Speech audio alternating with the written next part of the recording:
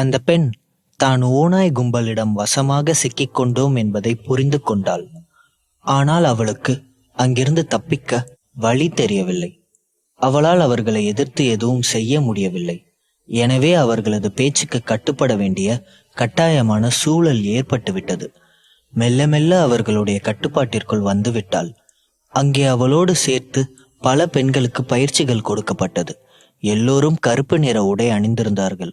எல்லோருடைய வலது கையிலும் W என்று பச்சை குத்தப்பட்டிருந்தது. ஒரு நாள் எல்லோரும் ஒரு பெரிய வளாகத்தில் ஆஜர்படுத்தப்பட்டார்கள். அதில் அந்த பெண்ணும் இருந்தாள். அவளுக்கு அங்கே ஒரு அடையாள எண் கொடுக்கப்பட்டிருந்தது. அவளுக்கு அந்த இடமே மர்மமாக இருந்தது. அனைத்து பெண்களும் வரிசையில் நிற்க வைக்கப்பட்டிருந்தார்கள். எல்லோரையும் வரிசையில் வர சொல்லி எல்லோருக்கும் உணவு கொடுத்து கொண்டிருந்தார்கள். அந்த பெண்ணுக்கு இதெல்லாம் புதிதாக இருந்தது. அவள் மெல்ல மெல்ல எல்லாவற்றையும் பழகி கொள்ள ஆரம்பித்தாள். அவள் உணவு பொட்டலத்தை வாங்கி கொண்டு ஓரிடத்தில் தனியாக அமர்ந்து சாப்பிட ஆரம்பித்தாள். அப்போது அவளுக்கு அருகில் ஒரு பெண் வந்து அமர்ந்தாள். அவள் அந்த பெண்ணிடம், "நீ இந்த இடத்துக்கு புதுசா?" என்று கேட்டாள். "ஆமாம்" என்றாள் அந்த பெண். "அதான் நீ பயப்படுறத பார்த்தாலே தெரியுதே. உனக்கு எவ்வளோ பயம் இருந்தாலும் சரி, சாப்பாடு கொடுக்கும்போது அதை மறுக்காம வாங்கி சாப்பிட்டுடு. அதுக்கப்புறம் நமக்கு பசிக்குதுன்னு சொன்னாலும் சாப்பாடு தரமாட்டாங்க. இங்கே இருக்கிற வரைக்கும் நம்மளை நம்ம தான் பார்த்துக்கணும்" என்று அக்கறையோடு கூறினாள். இங்கே வந்ததுலேருந்து யாரையும் தெரியாமல் பைத்தியம் பிடிச்ச மாதிரி இருந்தேன். உங்ககிட்ட பேசினதுக்கப்புறம் எனக்கு கொஞ்சம் ஆறுதலாக இருக்கு என்றாள் அவள். ஒரு சில வினாடிகள் யோசித்த அந்த பெண், "நம்மளை எதுக்காக ட்ரெயின் பண்ணுறாங்க? எனக்கு இங்கே இருக்க கொஞ்சம் கூட பிடிக்கல. இங்கேருந்து தப்பிச்சு போக ஏதாவது வழி இருக்குமா?" என்றாள். அந்த பெண் சுற்றும் முற்றும் பார்த்துவிட்டு, "இப்போ கேட்ட மாதிரி இனிமே எப்பவும் கேட்காத. நம்ம எல்லார் உடம்புலையும் மைக்ரோஃபோன் வச்சுருக்காங்க. நம்ம என்ன பேசினாலும் எங்கே போனாலும் அவங்களுக்கு தெரிஞ்சிடும். நீ பேசினாலும் நான் பேசினாலும் நம்ம 2 பேருக்குமே தான் பனிஷ்மெண்ட் கிடைக்கும். பனிஷ்மெண்ட் என்னன்னு தெரியுமா?" என்று கேட்க, "மர்க்கையாதான். அதுவும் எப்படி? பப்ளிக்காக எல்லார் முன்னாடியும் தூக்கில் தொங்க விடுவாங்க. நான்லாம் அதை பார்த்ததுக்கப்புறம்தான் என்னோட எண்ணத்தையே மாற்றிக்கிட்டேன்" என்றாள். அவளுக்கு என்ன சொல்வதென்றே தெரியவில்லை. "உன் பேர் என்ன?" என்று கேட்க, அதற்கு அந்த பெண், "இங்கே நம்மளோட உண்மையான பேரை சொல்லக்கூடாது. அதுதான் ஃபர்ஸ்ட் ரூல். இவங்களை பொறுத்த வரைக்கும் என்னோட பேர் பாக்யஸ்ரீ. அது இவங்க எனக்கு வச்ச பேர். என்னோட நம்பர் 210. உனக்கு என்ன பேர் வச்சிருக்காங்க? உன்னோட நம்பர் என்ன?" என்றாள் பாக்யஸ்ரீ. "எனக்கு சுபஸ்ரீன்னு பேர் வச்சிருக்காங்க. என்னோட நம்பர் 310" என்று சொல்ல அந்த பெண் மகிழ்ச்சி அடைந்து, "அடடே, பரவாயில்லையே. நான் 210, நீ 310. நம்ம 2 பேருக்கும் நிறைய ஒத்துமை இருக்குல்ல. சரி, இன்னையிலேருந்து நான் உன்னை சுபான்னு கூப்பிடுறேன். நீ என்ன பாக்கியம்னு கூப்பிடு. ஓகேவா?" "ஓகேவா சுபா?" என்று சிரித்தாள்.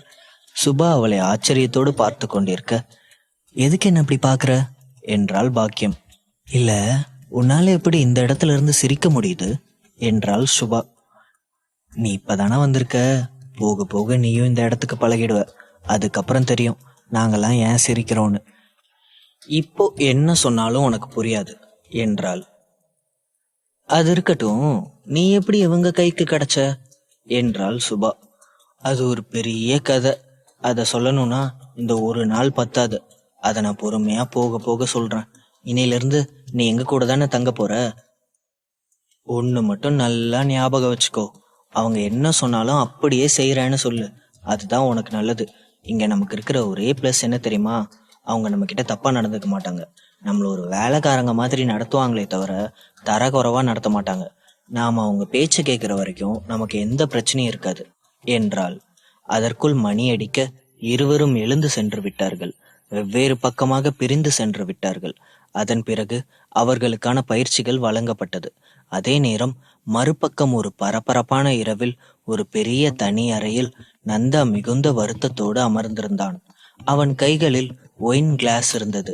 அதை இறுக்கி பிடித்தபடி கோபமாக ஒரே இடத்தை பார்த்து முறைத்து கொண்டே இருந்தான்.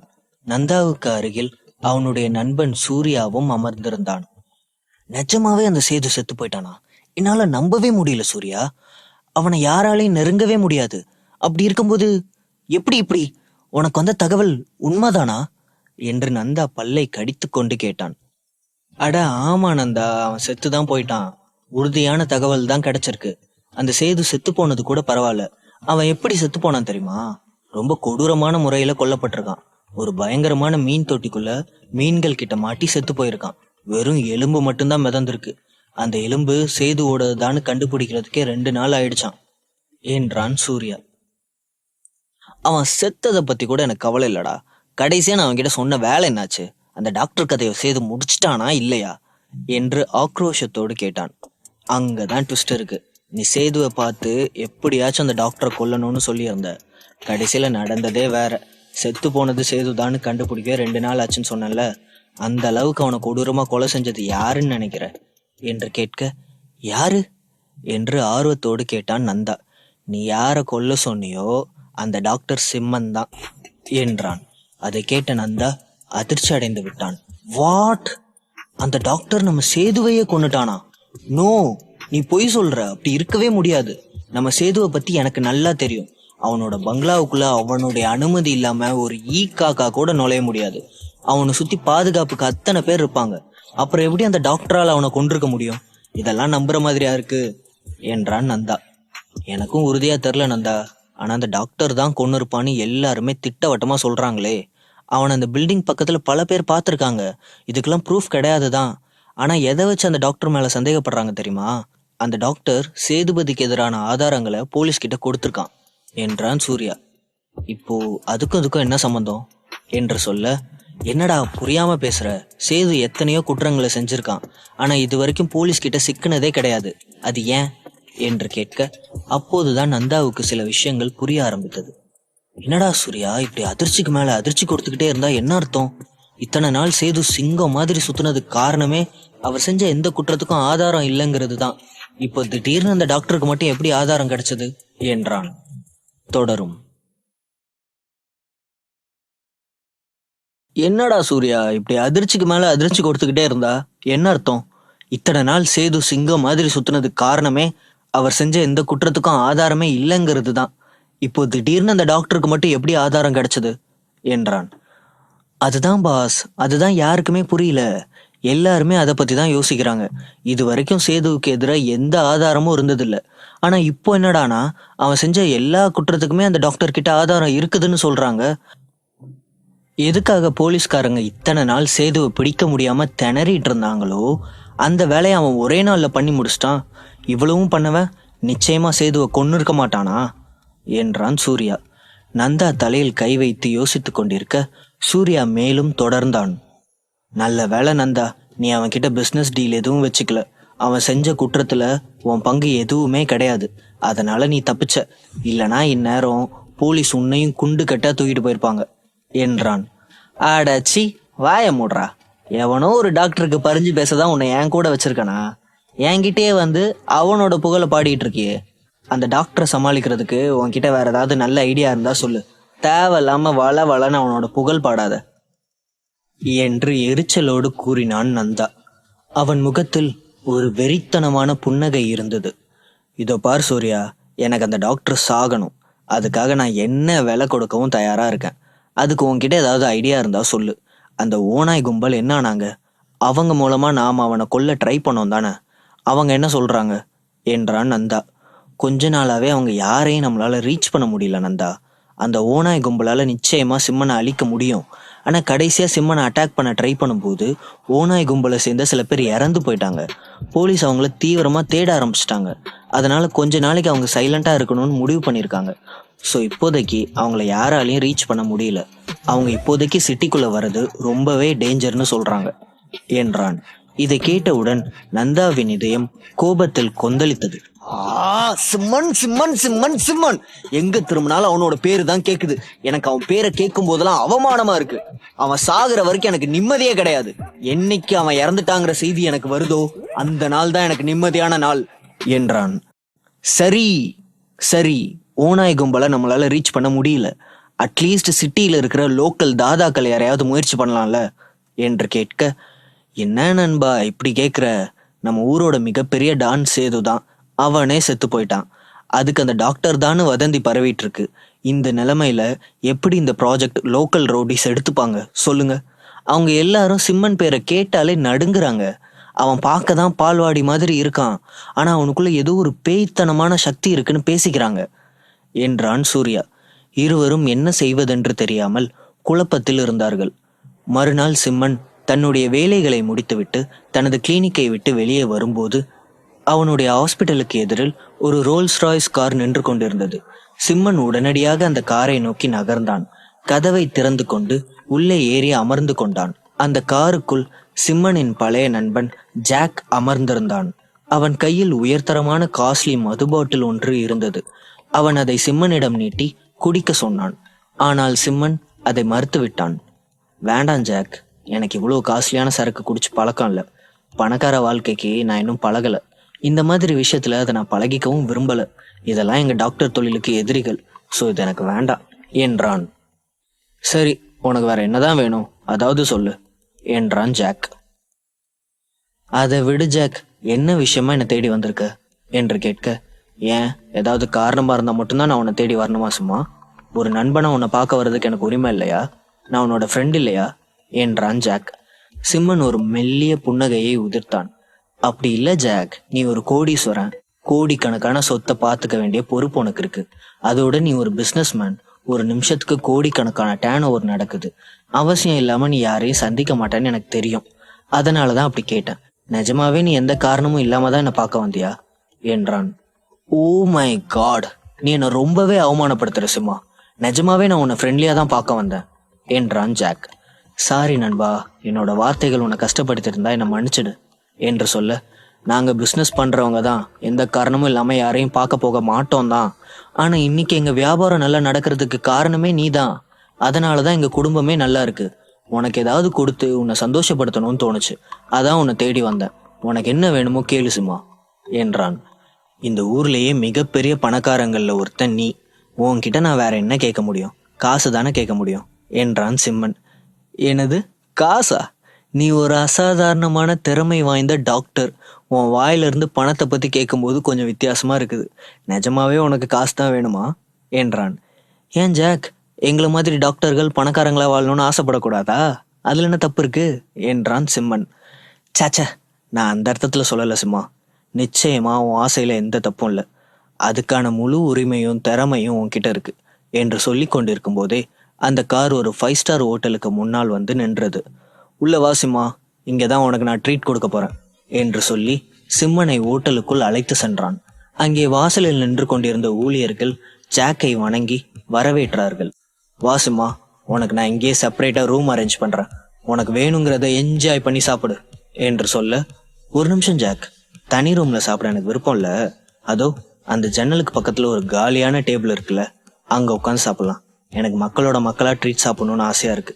இதுக்கு நீ சம்மதிச்சாதான் நான் உன்னோட ட்ரீட்டே ஏத்துக்குவேன் என்று சொல்ல, ஓகே அப்புறம் உன் இஷ்டம் என்று சொல்ல, இருவரும் ஜன்னலுக்கு அருகில் இருந்த டேபிளில் சென்று அமர்ந்து கொண்டார்கள்.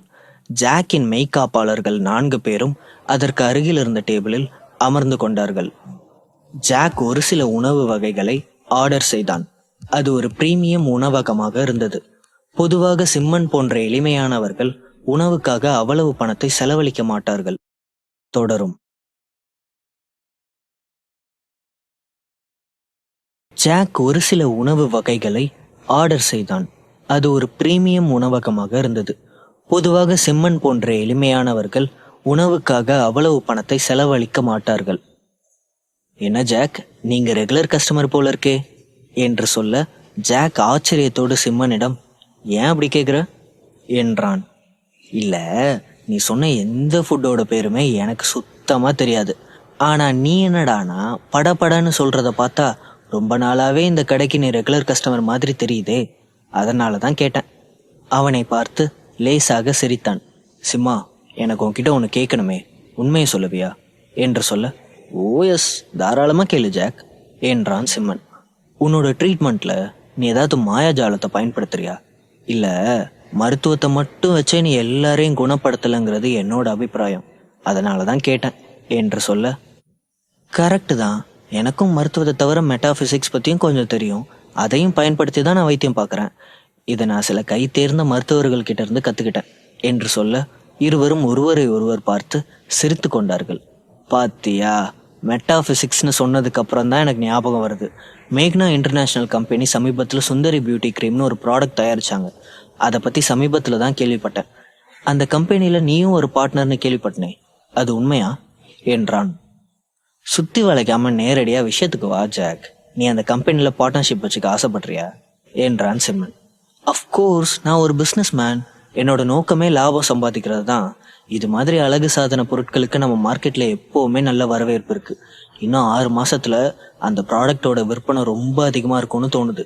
இதுல திரைக்கு முன்னாடி இருக்கிறது மேக்னாவா இருந்தாலும் திரைக்கு பின்னாடி முதலாளியா இருக்கிறது நீதான்னு கேள்விப்பட்டேன். அதனாலதான் உன்கிட்ட இதை பத்தி பேசுறேன் என்றான். வெரி குட் ஜாக், நீ பயங்கரமா ஃபீல்ட் ஒர்க் பண்ணியிருக்கேன்னு நினைக்கிறேன். ஆனா பார்ட்னர்ஷிப்புக்கு சான்ஸ் இல்லை. ஆல்ரெடி அந்த கம்பெனி ஷேர்ஸ் எல்லாமே சேல்ஸ் ஆகிடுச்சு. எதிர்காலத்துல புதிய தயாரிப்புகளை பிளான் பண்ணியிருக்காங்க. அதுக்கு வேணா நீ முதலீடு பண்ணலாம் என்றான் சிம்மன். ஓகே சிம்மா, ரொம்ப தேங்க்ஸ் என்றான் ஜாக். அப்புறம் இன்னொரு விஷயம் ஜாக், நான் அந்த கம்பெனிக்கு பார்ட்னர்லாம் கிடையாது. அதுல என்னோட திறமையும் அறிவும் மட்டும்தான் இருக்கு. எந்த பணத்தையும் முதலீடா போடுற அளவுக்கு என்கிட்ட காசு இல்லை என்றான் சிம்மன். அப்படின்னா அந்த கம்பெனியோட ஓனர் மிஸ் மேக்னா கண்டிப்பா உனக்கு நெருங்கிய தோழியா தான் இருக்கணும், கரெக்டா என்றான் ஜாக். சிம்மன் எந்த பதிலும் சொல்லாமல் அமைதியாக அமர்ந்திருந்தான். என்ன சிம்மா, எந்த பதிலும் சொல்ல மாட்டேங்கிற? இவனுக்கு எப்படி தெரியும்னு யோசிக்கிறியா? இதுவும் ஃபீல்டு ஒர்க்கில் தெரிஞ்சுக்கிட்ட விஷயம்தான். அந்த கம்பெனியோட ஓனர் மேக்னா ரொம்ப அழகா இருப்பாங்கன்னு கேள்விப்பட்டிருக்கேன். அவளுக்கும் உனக்கும் நடுவில் என்ன சம்பந்தம்னு கேள்விப்பட்டேன். நீ சொல்லலைன்னா எனக்கு எதுவும் தெரியாதுன்னு நினச்சியா என்றான் ஜாக். அதை கேட்ட சிம்மனின் இதயம் பலமாக துடித்தது. மேக்னாவுக்கும் சிம்மனுக்கும் இடையே இருக்கும் உறவை ஜாக்கால் யூகிக்க முடிந்தது. ஆனால் சிம்மன் அதை ஏற்கவில்லை. என்ன சிம்மா, சைலண்டா இருக்க? உங்க 2 பேருக்கும் நடுவில் இருக்கிறது லவ் தானே? அதனால தானே நீ அவளுக்கு இத்தனை ஹெல்ப் பண்ற என்று கேட்க, இல்ல ஜாக், நீ நினைக்கிற மாதிரிலாம் எதுவும் இல்லை. அந்த பொண்ணு எனக்கு ஒரு நல்ல ஃப்ரெண்டு, அவ்வளோதான். எங்க 2 பேருக்கும் நடுவில் இருக்கிறது புனிதமான ஃப்ரெண்ட்ஷிப் மட்டும்தான், வேற எதுவுமே இல்லை என்றான். அப்படியா? சரி சரி, அதை நான் நம்புறேன். ஆனா உங்க 2 பேருக்கு நடுவில் இருக்கிற இந்த புனிதமான ஃப்ரெண்ட்ஷிப் பத்தி அணுகிட்ட சொல்லிட்டியா?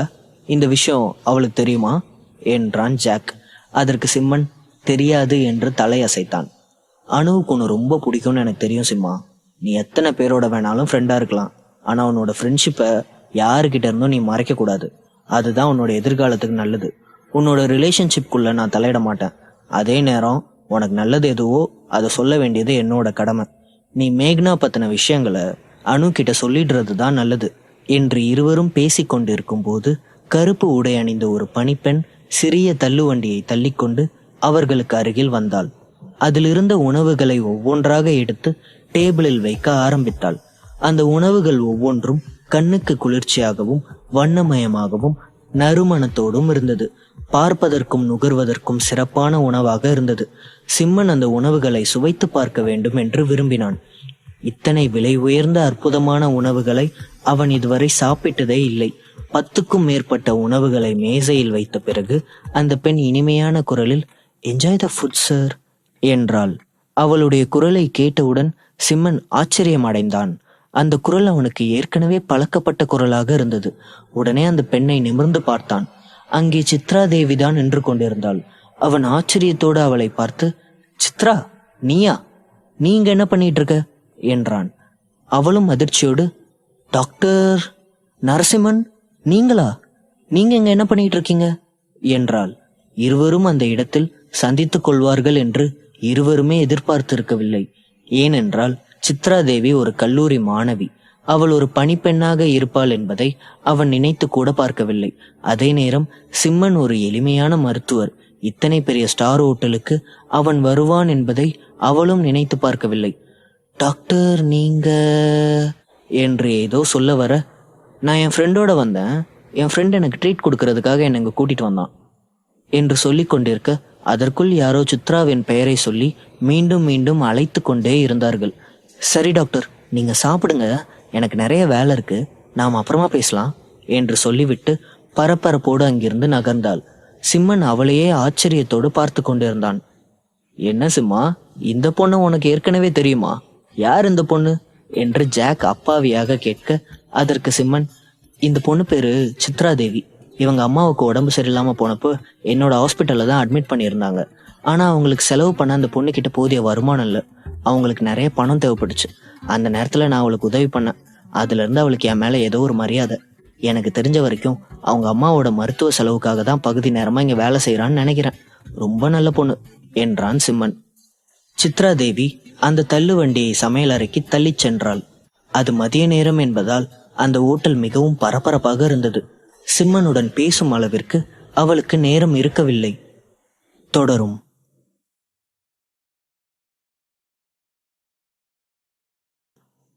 சித்ரா தேவி அந்த தள்ளுவண்டியை சமையல் அறைக்கு தள்ளிச் சென்றாள்.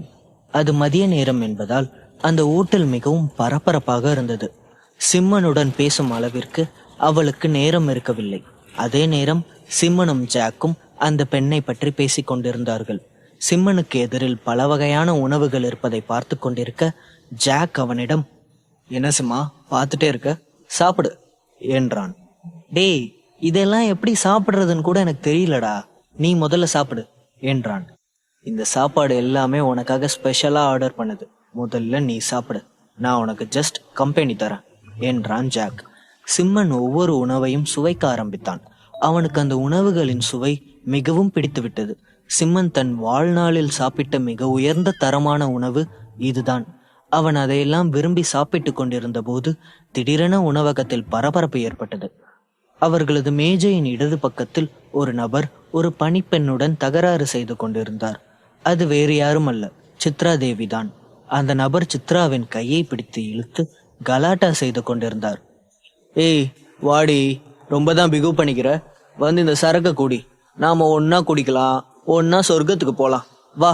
நான் என்ன உன்கிட்ட காசா கேக்குறேன், குடிக்கிறதுக்கு கம்பெனி தானே கேக்குறேன், ஏன் என்ன புரிஞ்சுக்காம கஷ்டப்படுத்துற, வா வந்து குடி என்று பிடிவாதமாக சொல்லிக் கொண்டே இருக்க சித்ரா தேவியோ, என்ன விடுங்க, என்ன விடுங்க என்று அவனிடமிருந்து விடுபட முயற்சித்துக் கொண்டே இருந்தாள்.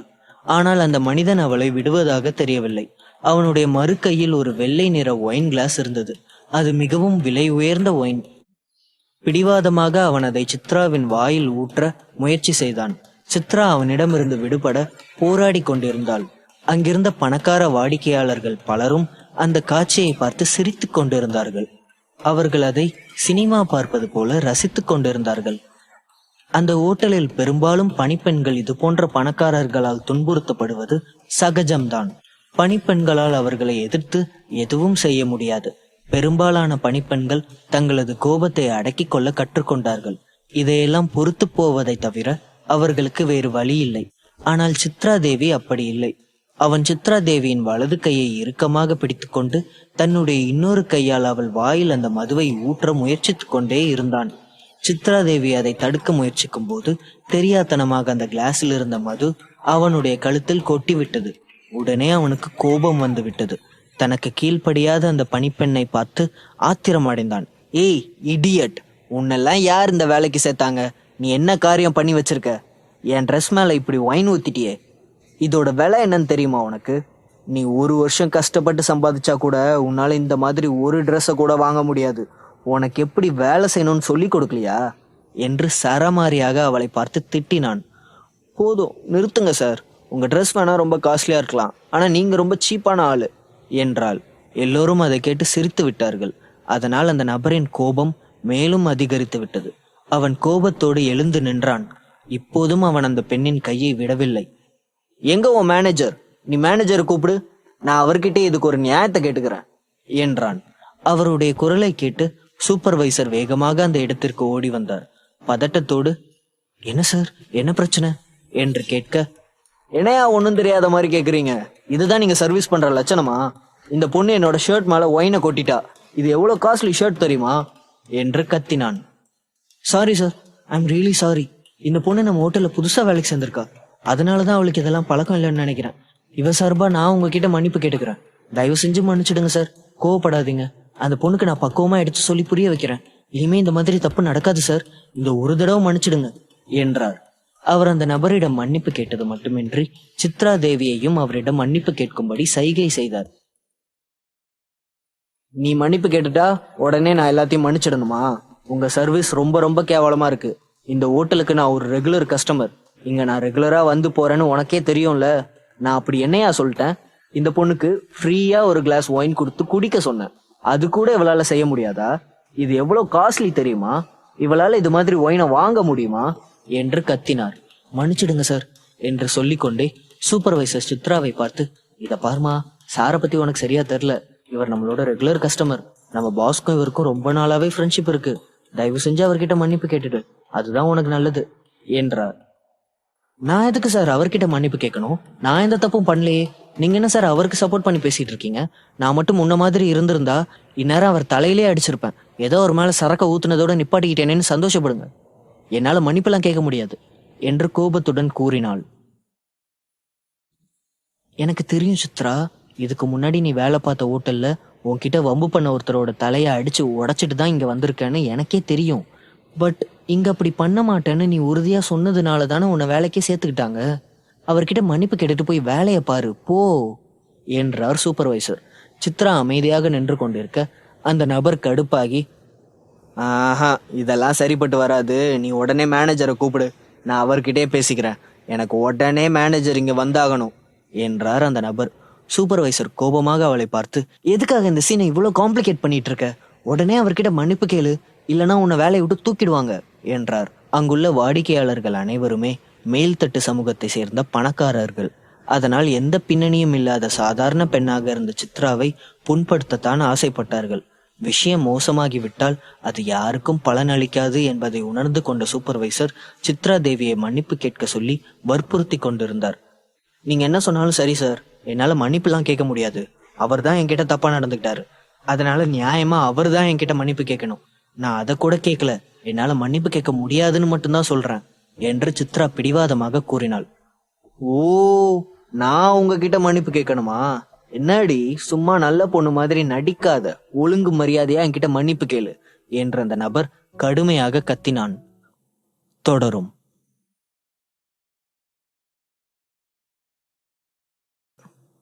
ஓ, நான் உங்ககிட்ட மன்னிப்பு கேட்கணுமா? என்னடி சும்மா நல்ல பொண்ணு மாதிரி நடிக்காத, ஒழுங்கு மரியாதையா என்கிட்ட மன்னிப்பு கேளு என்று அந்த நபர் கடுமையாக கத்தினான். சார் சார் சார், உங்களுக்கு வேணும்னா நான் வேற ஒரு பொண்ணு சர்வீஸ் பண்ண சொல்றேன் சார் என்று சூப்பர்வைசர் சொல்ல, no no no no no, எனக்கு இந்த பொண்ணு தான் வேணும் என்று சொல்லிவிட்டு அவன் தனது பாக்கெட்டில் இருந்து ஒரு கட்டு பணத்தை எடுத்து டேபிள் மீது வீசினான். இந்தா, இதை எடுத்துக்கோ. இன்னைக்கு ஃபுல்லா நீ எனக்கு மட்டும்தான் சர்வீஸ் பண்ணணும். வந்து என்ன சந்தோஷப்படுத்து வா என்று சொல்ல அங்கிருந்த அனைவரும் அதிர்ச்சி அடைந்து விட்டார்கள். சித்ராவும் மிகுந்த வெறுப்போடு அவனை பார்த்து முறைத்தாள். என்ன பாக்குற? இந்த பணம் பத்தலையா? இது பத்தலைன்னா சொல்லு, இன்னும் எவ்வளவு பணம் வேணும்னாலும் தரேன். ஆனா எனக்கு நீ தான் வேணும். எனக்கு உன்ன மாதிரி திமிர் பிடிச்ச பொண்ணுங்களை அடக்குறது தான் ரொம்ப பிடிக்கும் என்றான். சித்ராவுக்கு கோபம் நெருப்பாக பற்றி எரிந்தது. சித்ரா ஒரு இளம் வயது மாணவியாக இருந்தாலும் அவள் ஒரு பழமைவாத பெண். அவளால் இது போன்ற அவமானங்களை சகித்துக் கொள்ள முடியவில்லை. அவள் அந்த நபரை பார்த்து முறைத்து கொண்டிருந்தாள். என்னடி முறைக்கிற? பெரிய பத்தினி மாதிரி வேஷம் போடுறியா? காசு பத்தலைன்னா சொல்லு, இன்னும் எவ்வளவு வேணாலும் தரேன். அதுக்கு முன்னாடி உன்னை ஒரு தடவை தொட்டு பாத்துக்கிறேன் என்று சொல்லிக்கொண்டே அவன் சித்ராவை நெருங்கினான். அவளை தவறான இடத்தில் தொட நினைத்தான். இதற்கு மேலும் சித்ராவால் பொறுமையாக இருக்க முடியவில்லை. பொறுமையை இழந்த சித்ரா டேபிளில் இருந்த மது பாட்டிலை எடுத்து அந்த நபரின் தலையில் ஓங்கி அடித்தாள். பாட்டில் சுக்குநூறாக உடைந்து நொறுங்கியது. அவன் தலையிலிருந்து ரத்தம் வழிந்தது. அந்த நபர் ஆ என்று அலறிக்கொண்டே தரையில் சரிந்து விழுந்தான். அந்த சம்பவத்தை பார்த்த அனைவரும் அதிர்ச்சி அடைந்து விட்டார்கள். சூப்பர்வைசரும் அதை கண்டு திகைத்து விட்டான். அவன் உடனே ஒரு டவலை எடுத்து வந்து அந்த நபரின் தலையில் ரத்தம் வழிந்த இடத்தில் அழுத்தி பிடித்தான். ஏய், உனக்கு எவ்வளவு தைரியம் இருந்தா என் மேலேயே கைய வச்சிருப்ப. உன்னை நான் சும்மா விட மாட்டேன். இதுக்கெல்லாம் சேர்த்து வச்சு உன்னை என்ன பண்றேன்னு பாரு என்று சொல்லிக்கொண்டே தட்டு தடுமாறி எழுந்து நின்றான். ஒரு கையால் தன் தலையில் இருந்த காயத்தை பிடித்து கொண்டே மறு கையால் சூப்பர்வைசரிடம், இதோ பாரு, இதுக்கு மேல என்னால பொறுமையா இருக்க முடியாது. உங்க மேனேஜர் இப்பவே இந்த இடத்துக்கு வந்தாகணும், இல்லனா நடக்கிறதே வேற என்று ஆக்ரோஷமாக கத்தினான். அச்சச்சோ, இந்த ஆள் நம்ம மேனேஜருக்கு ரொம்ப வேண்டப்பட்டவராச்சே. மேனேஜர் இங்க வந்தா எல்லாமே பிரச்சனையாகிடுமே. விஷயங்கள் கொஞ்சம் கொஞ்சமா கட்டுப்பாட்டை மீறி போயிட்டே இருக்கு. இப்ப என்ன பண்றதுன்னு புரியலையே என்று புலம்பிக் கொண்டே என்ன செய்வது என்று தெரியாமல் சூப்பர்வைசர் யோசித்துக் கொண்டிருக்க, என்னையா அப்படியே நின்றுட்டு இருக்க? நீ போய் கூட்டிட்டு வரியா இல்ல நான் போகட்டுமா? நான் போனேன்னா விஷயங்கள் இன்னும் மோசமாயிடும், பரவாயில்லையா என்று சொல்ல, வேணாம் சார், நானே போறேன், நான் போய் கூட்டு வரேன் என்று சொல்லிவிட்டு சூப்பர்வைசர் அங்கிருந்து விரைந்து சென்றான். சிறிது நேரத்திற்கு பிறகு 30 வயது மதிக்கத்தக்க ஒருவர் அங்கே விரைந்து வந்தார். அவர் வேறு யாரும் அல்ல, அந்த ஓட்டலின் மேனேஜர் தான். மேனேஜர் தலையில் அடிபட்ட நபரை பார்த்தவுடன் பதட்டத்தோடு, நிலவன் சார், நீங்களா? என்ன சார் ஆச்சு? ஏன் தலையில டவலை சுத்தி இருக்கீங்க? வாட் ஹேப்பண்ட் என்றான். அட என்னப்பா, உங்க ஹோட்டல்ல சர்வீஸ் கொஞ்சம் கூட சரியில்லையே, கொஞ்சம் கூட என்னை மதிக்கவே மாட்டேங்கிறாங்களே, நீங்க சரியா ட்ரைனிங் கொடுக்கலையா என்று கேட்க, மன்னிக்கணும் சார், இந்த தப்புக்கு நான் உங்ககிட்ட மன்னிப்பு கேட்டுக்கிறேன், தயவு செஞ்சு பெரிய மனசு பண்ணி எங்களை மன்னிச்சிடுங்க என்றான் மேனேஜர். என்னது மன்னிக்கணுமா? இந்த பொண்ணு என் தலையில பாட்டில வச்சு அடிச்சிருக்கா, எவ்வளவு ரத்தம் கொட்டியிருக்குன்னு பாத்தீங்களா? கொஞ்சம் விட்டா என் உயிரே போயிருக்கும். இதுக்கு வெறும் மன்னிப்பு மட்டும்தானா? மன்னிச்சிட்டா எல்லாமே சரியாயிடும் நினைச்சீங்களா? என்ன வேணாலும் பண்ணிட்டு மன்னிப்பு மட்டும் கேட்டா போதுமா என்று கத்தினான். சரி சார், இப்ப என்ன பண்ணணும்னு நீங்களே சொல்லுங்க என்று சொல்ல, அந்த பொண்ணு என்னை அடிச்சதுக்கு நான் இந்நேரம் போலீஸை கூப்பிட்டேனா என்ன நடக்கும்னு யோசிச்சு பாருங்க. உங்க ஹோட்டலோட பேரு தான் அனாவசியமா கெட்டு போயிடும். அது மட்டும் இல்ல, அந்த பொண்ணும் ஜெயிலுக்கு போக வேண்டியதா இருக்கும் என்றார். சூப்பர்வைசர் உடனே சித்ராவை பார்த்து, ஏய் சித்ரா, தயவு செஞ்சு இப்பவாவது நிலவன் சார் கிட்ட மன்னிப்பு கேட்டுடு, இல்லனா உன்னை ஜெயிலுக்கு அனுப்பினாலும் அனுப்பிடுவாரு என்றார். ஆனால் சித்ரா இறங்கி வருவதாக இல்லை. முடியாது சார், நிச்சயமா என்னால மன்னிப்பு மட்டும் கேட்கவே முடியாது. அவன் என்னை ரொம்ப கஷ்டப்படுத்தியிருக்கான், இத்தனை பேர் கூடி இருக்கிற இந்த இடத்துல என்னை அவமானப்படுத்தியிருக்கான், என்கிட்ட அநாகரிகமா நடந்திருக்கான். இந்த மாதிரி ஆளுங்களுக்கு இப்படிதான் சார் பதிலடி கொடுக்கணும். இதனால என்ன பிரச்சனை வந்தாலும் பரவாயில்ல என்றாள். அவளுடைய பேச்சை கேட்டு கோபம் அடைந்த மேனேஜர், என்னடி என்னைய எதிர்த்து பேசிட்டு இருக்கியா? அவர் யாருன்னு தெரியுமா உனக்கு? அவர்கிட்ட போய் இப்படி பேசுற? ஒழுங்கா அவர்கிட்ட மன்னிப்பு கேளு, இல்லனா இந்த மாசம் உனக்கு சம்பளம் கிடைக்காது. அது மட்டும் இல்ல, நான் உன்னை போலீஸ் கிட்ட புடிச்சு கொடுத்துருவேன், அதுக்கப்புறம் நீ ஜெயில தான் கிடக்கணும் என்று சொல்ல, இதை கேட்ட சித்ராவுக்கு உள்ளுக்குள் லேசாக பயம் வந்து விட்டது. இந்த வழக்கை அவன் ஒருவேளை நிஜமாகவே போலீஸுக்கு கொண்டு சென்று விட்டால் ஒரு சில நாட்கள் அவள் சிறையில் தான் இருக்க வேண்டியிருக்கும். அப்படி நடந்தால் அவளுடைய அம்மாவை பார்த்து கொள்ள யாருமே இருக்க மாட்டார்கள். அதனால் வேறு வழியின்றி எரிச்சலோடு அவனிடம் சாரி என்றாள். அதை கேட்ட நிலவன் விஷமத்தனமாக புன்னகைத்து கொண்டு, சபாஷ், பட் சாரின்னு சொல்லிட்டா போதுமா? அதோட எல்லாமே முடிஞ்சு போச்சா என்றான். அதற்கு மேனேஜர், இல்ல சார், இன்னைக்கு நீங்க பில் கொடுக்க வேண்டிய அவசியம் இல்லை. என்ன இருந்தாலும் நீங்க எங்க பாஸ்க்கு வேண்டப்பட்டவர். எங்க பாஸ்க்கும் உங்களுக்கும் பிசினஸ் டீல் இருக்கு. தயவு செஞ்சு இந்த பிரச்சனையை பெருசாக்காம பெரிய மனசு பண்ணி மன்னிச்சிடுங்க சார் என்றார் மேனேஜர். சிறிது நேரம் தயங்கிய நிலவன் சமரசமாக செல்லலாம் என்று முடிவெடுத்தார். சரி சரி, இவ்வளவு தூரம் ரெக்வஸ்ட் பண்றதுனால உங்க மன்னிப்பை நான் ஏத்துக்கிறேன். என்னோட பில்லை கேன்சல் பண்ணிடுங்க. ஆனா ஒண்ணு, இந்த பொண்ணு என் மேல ஒயினை ஊத்திட்டா, அதை அவ தான் சுத்தம் பண்ணணும் என்றார். இதோ சொல்றேன் சார் என்று சொல்லிவிட்டு சித்ராவை பார்த்து, இங்க பாரு சித்ரா, நீ இவ்வளவு செஞ்சும் அவர் பெருந்தன்மையா உன்னை மன்னிச்சிருக்காரு. ஸோ அவர் சொன்னபடி அவர் கிளீன் பண்ணிவிடு என்றார் மேனேஜர். அதை கேட்டு சித்ராவுக்கு ஆத்திரம் வந்தது. ஒரு மேனேஜர் தன்னிடம் வேலை செய்யும் ஒரு பெண்ணை இவ்வளவு கீழ்த்தரமாக நடத்துவதை அவள் விரும்பவில்லை. அவள் கோபமாக மேனேஜரை பார்த்து முறைத்தாள். என்ன பாக்குற? இல்லனா உன்னை ஜெயிலுக்கு அனுப்பிடுவாருன்னு சொல்றான்ல, அது உனக்கு புரியலையா? போய் சீக்கிரம் கிளீன் பண்ணு, இல்லனா போலீஸ்க்கு நானே போன் பண்ணிடுவேன் என்றார். தொடரும். என்ன பாக்குற? நீ மன்னிப்பு கேட்கலன்னா உன்னை ஜெயிலுக்கு அனுப்பிடுவாருன்னு சொல்றேன்ல, அது உனக்கு புரியலையா? போய் சீக்கிரம் கிளீன் பண்ண, இல்லனா போலீஸ்க்கு நானே போன் பண்ணிடுவேன் என்றார் மேனேஜர். இதில் கடுப்பான சித்ரா, அது மட்டும் கனவுல கூட நடக்காது. நான் ஏழை தான், ஆனா அதுக்காக என்னோட மானத்தை அடக வைக்க முடியாது. என் வாழ்க்கை ஒன்றும் அவ்வளவு மலிவானது கிடையாது. உங்களை மாதிரி ஆட்களுக்கு நான் அடிபணிஞ்சு போக போறதில்ல என்று தனது தொப்பியை கலட்டி வீசினாள். இன்னையோட நான் என் வேலையை ராஜினாமா பண்றேன் என்றாள்.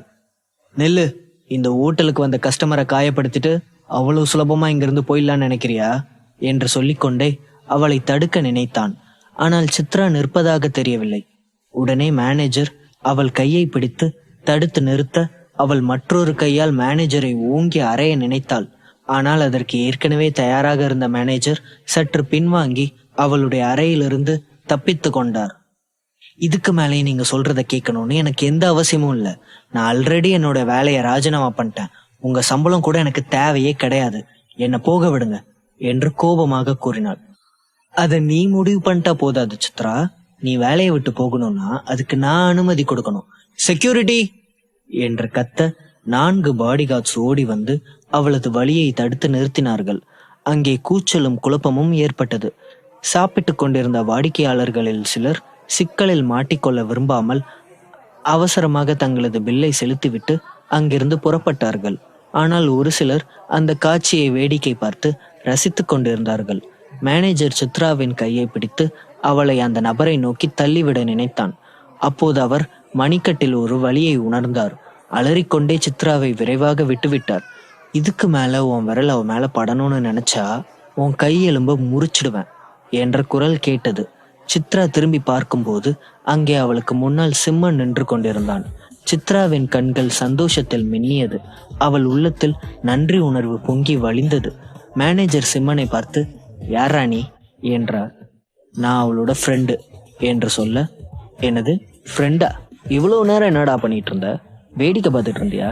இப்ப மட்டும் எதுக்குடா குறுக்க வந்து நிக்கிற? ஒழுங்கா வழிய விடு என்றார் மேனேஜர். அனாவசியமா எங்க விஷயத்துல தலையிட்டு வீணா வாங்கி கட்டிக்காத. எங்களை சுத்தி எத்தனை பேர் இருக்காங்கன்னு தெரியும்ல. ஒவ்வொருத்தர் கையிலையும் துப்பாக்கி இருக்கு. உன்னை சுட்டு தள்ளிட்டு போயிட்டே இருப்போம் என்று சொல்லிக் கொண்டிருக்கும் போதே ஜாக் அவனுக்கு அருகில் வந்து நின்றான். ஜாக்கை பார்த்தவுடன் மேனேஜர் வாயடைத்து விட்டார். மேனேஜர் மட்டுமின்றி அங்கிருந்த அனைவரும் அதிர்ச்சி அடைந்து விட்டார்கள். மேனேஜரின் உடல் பயத்தில் நடுங்க ஆரம்பித்தது. ஜாக் சிம்மனை பார்த்து, சிம்மா, உன்கிட்ட ஒரு 1000 ரூபாய் இருக்குதா என்று கேட்க, எதுக்கு ஜாக் என்று கேட்டான் சிம்மன். நீ குடு சொல்றேன் என்று சொல்ல, சிம்மன் தனது பாக்கெட்டில் இருந்த 1000 ரூபாயை எடுத்து ஜாக்கிடம் கொடுத்தான். வெரி குட், இந்த 1000 ரூபாய்க்கு நான் உனக்கு இந்த ஓட்டலை தரேன். இனிமே இது உன்னோடது. இந்த பிரச்சனையை நீயே சமாளிக்கலாம் என்றார். இதை கேட்டுக்கொண்டிருந்த சிம்மன் அதிர்ச்சி அடைந்து விட்டான். அப்போதுதான் சிம்மனுக்கு ஒரு விஷயம் புரிந்தது. அந்த ஓட்டல் ஜாக்கிற்கு சொந்தமானது என்பது தெரிய வந்தது. அதற்கு பிறகு ஜாக் மேனேஜரை பார்த்து, என்னையா இன்னும் இங்கே நின்றுட்டு இருக்க? இதுக்கு மேலேயும் உனக்கு இங்க வேலை இருக்கும் நம்புறியா? ஒழுங்கா உன் சம்பள பணத்தை கேஷியர் கிட்ட வாங்கிட்டு கிளம்பு என்று சொல்லிக்கொண்டே கேஷியரிடம், கேஷியர், இவரோட அக்கௌண்ட் செக் பண்ணுங்க, இது வரைக்கும் ஏதாவது மோசடி பண்ணியிருக்காரான்னு பார்த்து சொல்லுங்க என்று சொல்ல, மேனேஜர் மேலும் பயந்து நடுங்க ஆரம்பித்து விட்டார். ஏனென்றால் இதுவரை அவர் பொய் கணக்கில் பணத்தை மோசடி செய்திருந்தார். அதை அவரால் சுலபமாக கண்டுபிடித்து விட முடியும் என்பது அவருக்கு தெரியும். மேனேஜர் நடுக்கத்தோடு ஜாக்கை திரும்பி பார்த்தார். ஜாக் அப்படி சொன்னவுடன் மேனேஜர் தனது இதயத்தில் ஒரு விதமான நடுக்கத்தை உணர்ந்தார். உடனடியாக அவரது அடிகள் அப்படியே நின்று விட்டன. அவர் அந்த ஓட்டலுக்கான பொருட்களை வாங்கும் பொறுப்பில் இருந்தார். அப்படி வாங்கும்போது பணத்தில் பெருமளவு மோசடி செய்திருந்தார். அவருடைய அக்கௌண்டை சரிபார்த்தால் அந்த போலி கணக்குகள் அனைத்தும் வெட்ட வெளிச்சமாகிவிடும். அவர் நிச்சயமாக ஜெயிலுக்குத்தான் போக வேண்டியிருக்கும். இதை உணர்ந்த மேனேஜர் உடனே ஜாக்கை நோக்கி ஓடி வந்தான். ஆனால் அவன் சிம்மனின் காலை பிடித்து கொண்டு, பாஸ், தயவு செஞ்சு என்னை மன்னிச்சிடுங்க பாஸ், நான் தப்பு பண்ணிட்டேன் பாஸ், என்னை மன்னிச்சிடுங்க பாஸ் என்று சிம்மனின் காலை பிடித்து கெஞ்சினான். நீங்க சொன்னாதான் அந்த பாஸ் கேட்பாங்க. ப்ளீஸ், நீங்க சொன்னா கண்டிப்பா அவர் என்னை விட்டுருவாரு. நான் இனிமே இந்த மாதிரி தப்பு செய்ய மாட்டேன். இந்த ஒரே ஒரு தடவை என்னை மன்னிச்சு விட்டுருங்க பாஸ், நான் உங்களுக்கு கெஞ்சி கேட்டுக்கிறேன் என்றான். சிம்மன் எந்த பதிலும் சொல்லாமல் அமைதியாக நின்று கொண்டிருந்தான். மேனேஜர் அடுத்தபடியாக சித்ராவின் காலில் விழுந்து மன்னிப்பு கேட்க ஆரம்பித்து விட்டார். சித்ரா, நீயாச்சும் சொல்லுமா, தயவு செஞ்சு இந்த ஒரு தடவை என்னை மன்னிச்சு விட்டுற சொல்லு என்றான். தன்னுடைய வேலையை தக்க வைத்துக் கொள்வதற்காக தன் மானத்தை கூட இழக்க தயாராக இருக்கும் மேனேஜரை பார்த்த சித்ராவுக்கு அருவருப்பாக இருந்தது. சரி சரி, எந்திரிச்சு போங்க, பட் இனிமே இந்த பக்கம் கூட வந்துடாதீங்க என்று சொல்ல, ரொம்ப தேங்க்ஸ் சித்ரா, தேங்க்யூ சார் என்று சொல்லிவிட்டு அங்கிருந்து அவசரமாக வெளியேறினான். அதற்கு பிறகு ஜாக் நிலவனை பார்த்து, என்ன நிலவன் சார், இந்த ஹோட்டல் எங்க குடும்பத்துக்கு சொந்தமானதுன்னு உங்களுக்கு தெரியாதா? இங்க வந்து இவ்வளவு சீப்பா நடந்துக்கிறீங்களே என்றான். அசட்டுத்தனமாக சிரித்து கொண்டே நிலவன் ஜாக்கை பார்த்து, அது வந்து தம்பி, எனக்கு தெரியும், ஆனா நீங்க இங்க இருக்கீங்கன்னு எனக்கு தெரியாம போயிடுச்சு, மன்னிக்கணும் என்று பதட்டத்தோடு பேசினார். நிலவன் ஒரு நிறுவனத்துக்கு மட்டுமே தலைவராக இருந்தார். அவருக்கு ஜாக் ஃபேமிலியோடு ஒரு முக்கியமான பிசினஸ் டீலிங் இருந்தது. ஜாக் மட்டும் மனது வைத்தால் அந்த டீலிங்கை உடனே ரத்து செய்ய முடியும். அப்படி செய்துவிட்டால் நிலவனின் பிசினஸ் திவாலாகி நடுத்தருவிற்கு வந்து விடுவார். இதை உணர்ந்து கொண்ட நிலவன் ஜாக்கிடம் அசடு வழியை கெஞ்சிக் கொண்டு இருந்தார். இதை பாருங்க மிஸ்டர் நிலவன், ஹோட்டலுங்கிறது மக்கள் சந்தோஷமா சாப்பிட வர ஒரு இடம். இங்க இருக்கிற ஊழியர்கள் உங்களுக்கு சந்தோஷமா சர்வீஸ் பண்ணுவாங்க. அதை விட்டுட்டு அவங்கள கஷ்டப்படுத்தி வேடிக்கை பார்க்கணும்னு நினைச்சா நிச்சயமா நான் சும்மா இருக்க மாட்டேன். ஒழுங்கா அந்த பொண்ணு கிட்ட மன்னிப்பு கேளுங்க என்றான். முகத்தை கடுமையாக வைத்துக்கொண்டு சித்ராவிடம், என்ன மன்னிச்சிடுங்க மேடம் என்றார் நிலவன். சித்ரா ஆத்திரத்தோடு அவனை பார்த்து, உன்னையெல்லாம் மன்னிக்க கூட முடியாது. எதிர்காலத்துல இந்த மாதிரி ஒரு எண்ணம் உனக்கு வரவே கூடாது. அதே மீறி எந்த பொண்ணுகிட்டயாவது வாலாட்டணும்னு நினைச்சா உடனே உங்க அம்மாவை நினைச்சுப்பாரு உங்க அம்மாவும் ஒரு பொண்ணு தானே, உனக்கு கஷ்டப்படுத்தணும்னு தோணுச்சுன்னா நீ அவங்க கிட்ட போ என்றாள். நிலவன் வெட்கத்தோடு தலையை குனிந்து கொண்டான். தொடரும். அவளுடைய வார்த்தைகள் மிகவும் கடுமையாக இருந்தது. நிலவன் அங்கிருந்து அவசரமாக புறப்பட்டு சென்று விட்டான். சிம்மன் ஜாக்கை பார்த்து, ரொம்ப தேங்க்ஸ் ஜாக், சரியான நேரத்துல ஹோட்டல் தரேன்னு சொல்லி எல்லாரையும் பயமுறுத்திட்ட, ரொம்ப தேங்க்ஸ் என்று சொல்ல, நோ சிம்மா, நான் உனக்கு சாப்பாடு ட்ரீட்டா கொடுக்கறதுக்கு தான் இங்க கூட்டிட்டு வந்தேன்னு நினைச்சியா? இந்த ஹோட்டலை கிஃப்டா கொடுக்க தான் கூட்டிட்டு வந்தேன். அதுக்குள்ள அவங்களே அவசரப்பட்டு பிரச்சனை ஆரம்பிச்சதுனால அந்த நேரத்துல கொடுக்க வேண்டியதா போச்சு என்றான் ஜாக். இந்த ஹோட்டல் இனிமே உனக்கு தான் சொந்தம். இதுல மொத்தம் 6 ஃப்ளோர் இருக்கு. சிட்டியோட மைய பகுதியில இருக்கு. இங்க ஹை கிளாஸ் பீப்புள்ஸ் தான் அதிகமா சாப்பிட வருவாங்க. இது உனக்கு பிடிச்சிருக்குல்ல சிம்மா என்றான். அதை கேட்ட சிம்மனால் ஆச்சரியத்தை பொறுத்து கொள்ள முடியவில்லை. சும்மா காமெடி பண்ணாத ஜாக் என்று சொல்ல, நான் ஒன்றும் காமெடி பண்ணல, சீரியஸா தான் சொல்றேன். எங்க குடும்பத்துல இருக்கிற முக்கியமான ஒருத்தரோட உயிரை நீ காப்பாத்திருக்க, அதையெல்லாம் மறந்துட்டியா? அதனாலதான் இன்னைக்கு நாங்க நல்லா இருக்கோம். அதுக்கான ஒரு சின்ன கிஃப்ட் தான் இது. இல்லைன்னா எங்களுக்கு பிசினஸ் பண்றதுக்கு நிறைய விஷயங்கள் இருக்கு. உனக்கு இதை கிஃப்டா கொடுக்கணும்னு தோணுச்சு, அவ்வளவுதான். எனக்காக இதை நீ ஏத்துக்கணும் என்று புன்னகையுடன் கூறினான். சரி, நான் உன்னோட பரிசை நிராகரிக்க போறது கிடையாது. ஆனா ஒரு சின்ன நிபந்தனை. இந்த ஹோட்டல்ல இருந்து வர லாபத்துல 50% ஷேரை நீ எடுத்துக்கணும் என்றான் சிம்மன். நோ சிம்மா, இந்த ஹோட்டலை நான் உனக்கு கொடுத்தாச்சு. இதுல வர லாபமும் உனக்கு தான் சொந்தம். இந்த ஹோட்டலை ஒன்றும் நான் உனக்கு சும்மா எடுத்து கொடுத்துடல. நீ காப்பாத்தின உயிரோட மதிப்பு என்னங்கிறது உனக்கே தெரியல. தயவு செஞ்சு நான் சொல்றத கேளு என்றான். அப்படின்னா இன்னொரு நிபந்தனை. இந்த ஹோட்டல்ல நான் மூலிகை போட்டு உணவு தயாரிக்க போறேன். அதுல உனக்கு சம்மதமா என்றான். அட்டகாசமான யோசனை. இந்த காலத்துல மக்கள் ஃபாஸ்ட் ஃபுட் அது இதுன்னு சாப்பிட்டு உடம்பு கெடுத்துக்கிறாங்க. நம்ம தமிழ் மருத்துவத்தை பொறுத்த வரைக்கும் உணவே பாதி மருந்துன்னு சொல்லுவாங்க. மறுபடியும் மூலிகைகளை போட்டு உணவு தயார் பண்ணினா நிச்சயமா நல்ல வரவேற்பு இருக்கும். அது மட்டும் இல்லாம இது எல்லாருக்கும் ரொம்பவே உதவியா இருக்கும் என்றான். சரி சிம்மா, இந்த ஹோட்டல் இனிமே உன்னோடது. நீயே பாத்துக்கோ, நான் புறப்படுறேன் என்று சொல்லிவிட்டு ஜாக் அங்கிருந்து சென்று விட்டான். அவன் சென்ற பிறகு சிம்மன் சித்ராவை திரும்பி பார்த்து, சித்ரா, உங்க அம்மா இப்ப எப்படி இருக்காங்க என்றான். நல்லா இருக்காங்க டாக்டர். அவங்க இன்னைக்கு நல்லா இருக்கிறதுக்கு காரணமே நீங்க தான். ரொம்ப தேங்க்ஸ் டாக்டர். நானே உங்களை சந்திச்சு பேசணும்னு நினைச்சேன், ஆனா எனக்கு நேரம் கிடைக்கல. பாதி நேரம் காலேஜ்ல படிப்பு, மீதி நேரம் ஹோட்டல்ல வேலைன்னு என் நேரம் போயிடுச்சு என்றாள் சித்ரா. இன்னும் படிப்பு முடிய கொஞ்ச நாள் தானே இருக்கு என்று கேட்க, ஆமா டாக்டர் என்றாள். சரி, நீ என்ன படிச்சிட்டு இருக்க? நான் பிசினஸ் மேனேஜ்மெண்ட் படிச்சிட்டு இருக்கேன் டாக்டர். ஆனா எனக்கு இது வரைக்கும் அதுக்கு ஏத்த மாதிரியான வேலை கிடைக்கல என்று பெருமூச்செறிந்தாள். சரி, நீ இங்கே வேலையில ஜாயின் பண்ணிக்கிறியா? இனிமே நீ தான் இந்த ஹோட்டலோட மேனேஜர். இதுல உனக்கு சம்மதமா என்று கேட்க, அவள் கண்கள் கண்ணீரால் நிரம்பி வழிந்தது. டாக்டர், நீங்க நிஜமா தான் சொல்றீங்களா என்று கேட்க, ஆமா, நான் சீரியஸா தான் சொல்றேன். என் ஹோட்டல்ல வேலை செய்ய சம்மதமா இல்லையாங்கிறத நீ தான் சொல்லணும் என்றான்.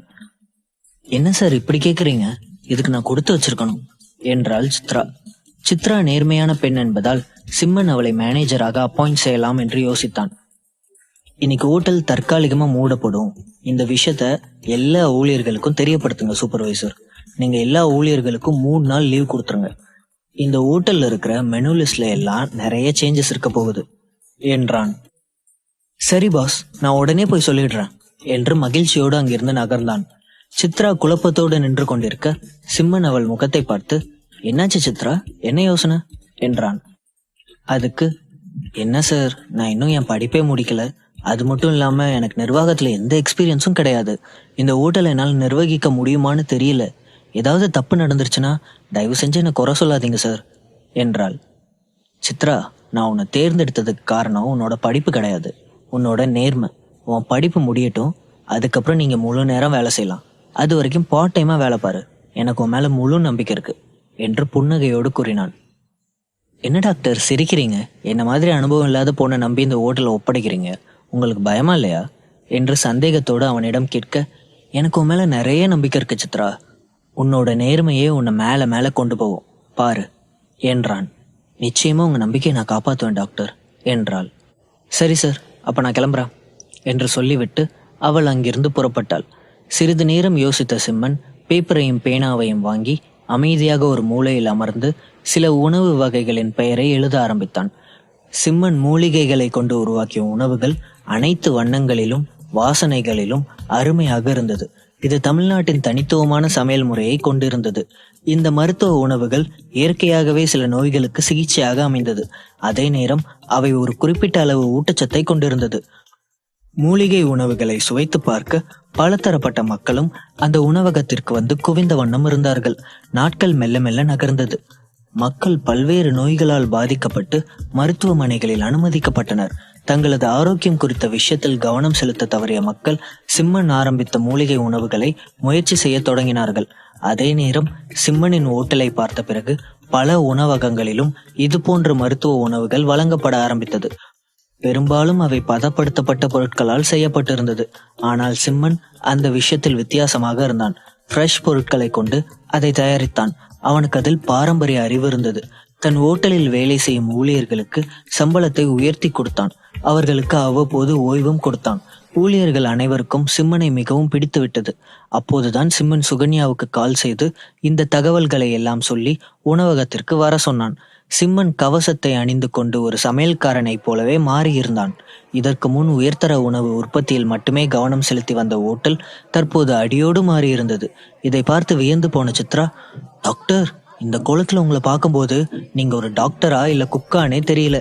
நீங்க செய்யற சாப்பாடு எவ்வளவு டேஸ்டா இருக்கு தெரியுமா என்று சொல்லிக்கொண்டே அவன் சமைத்த உணவுகளை எல்லாம் சுவைத்து பார்க்க ஆரம்பித்தாள். அவளுக்கு அந்த சமையல் மிகவும் பிடித்திருந்தது.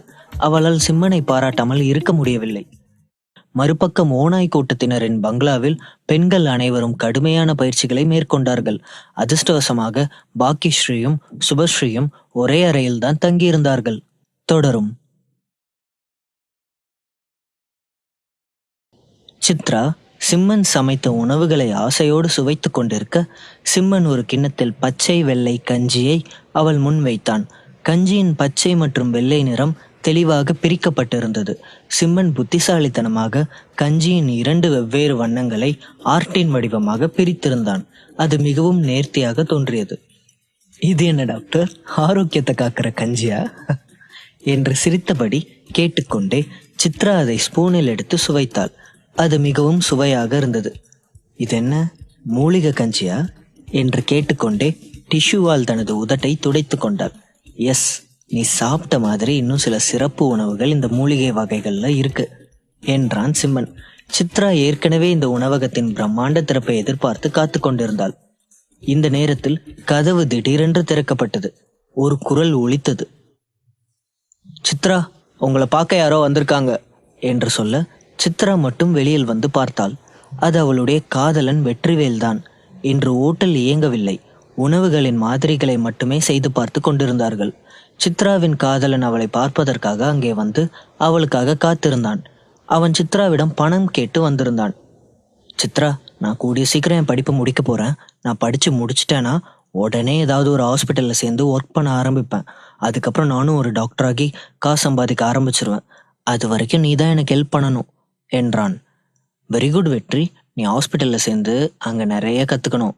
ஹார்ட் ஒர்க் பண்ணினாதான் உன்னால எதையுமே சீக்கிரமா கத்துக்க முடியும் என்றாள். கண்டிப்பா சித்ரா, ஆனா அதுக்கு நீ தான் மனசு வைக்கணும். இப்ப என் முன்னாடி ஒரு நல்ல வாய்ப்பு இருக்கு. நீ மட்டும் எனக்கு உதவி செஞ்சா கண்டிப்பா என்னால டாக்டர் ஆக முடியும் என்றான். உனக்கு நான் என்ன உதவி செய்யணும் என்றாள் சித்ரா. நீ உடம்பு சரியில்லாம இருந்தப்போ ஒரு டாக்டர் ட்ரீட்மெண்ட் கொடுத்தாருல, அவருக்கு உன் மேல இன்ட்ரெஸ்ட் இருக்குன்னு எனக்கு நல்லாவே தெரியும். நீ சொன்னா அவர் கண்டிப்பா கேட்பாரு. அவர்கிட்ட பேசி என்ன அவர் கூட இன்டர்ன்ஷிப் பண்றதுக்கு ஏற்பாடு பண்றியா என்றான். அவன் சித்ராவை மிகுந்த எதிர்பார்ப்புடன் பார்த்தான். சித்ராவுக்கு அவனது வார்த்தைகள் கோபத்தை கொடுத்தது. ஆனால் அவன் அதை பற்றியெல்லாம் கவலைப்படுவதாக தெரியவில்லை. நான் ஒரு நல்ல டாக்டர் ஆனதுக்கு அப்புறம் உன்னையும் அம்மாவையும் நல்லா நடத்துவேன்னு சத்தியம் பண்றேன் என்றான். எனக்கு கோவம் வரதுக்குள்ள நீ இங்க இருந்து போயிடு வெற்றி.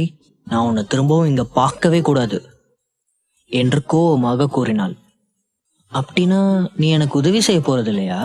நீ உதவி செய்யலைன்னா எனக்கு இந்த வாய்ப்பு கிடைக்காது. கண்டிப்பா என்னால ஒரு டாக்டர் ஆக முடியாது.